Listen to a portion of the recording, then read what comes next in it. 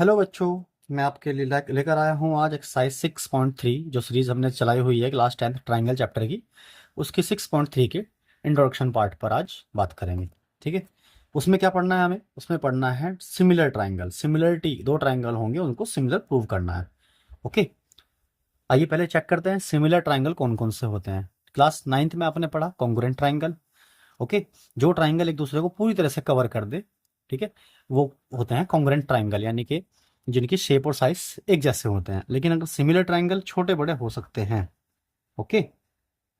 जैसे अगर मैं एक ये वाला ट्राइंगल लूं और एक ये वाला ट्राइंगल लूं,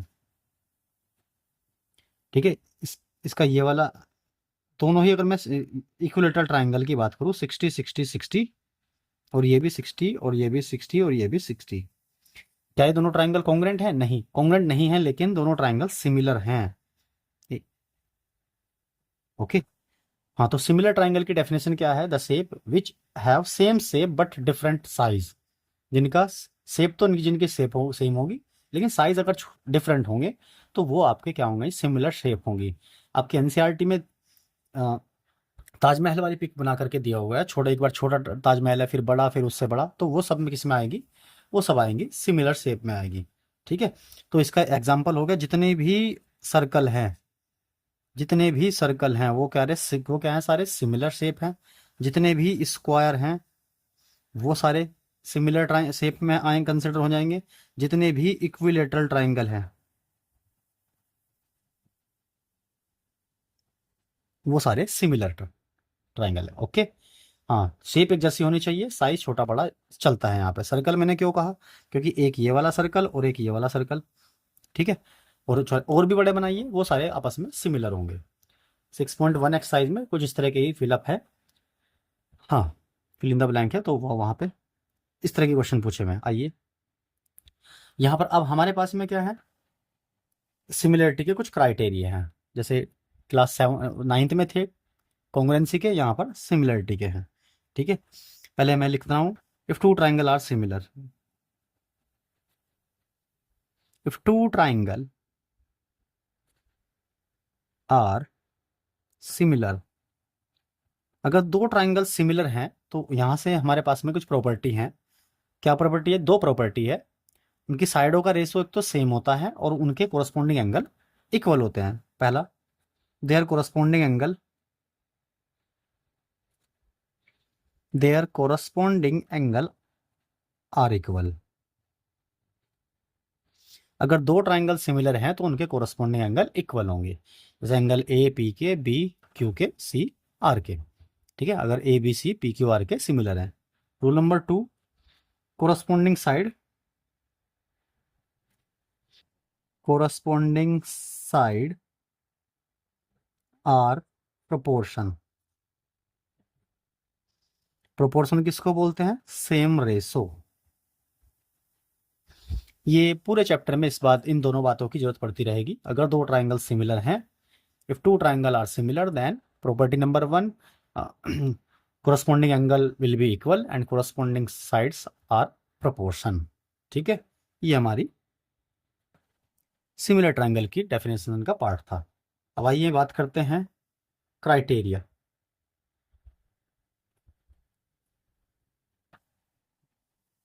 क्राइटेरिया फॉर सिमिलर ट्राइंगल।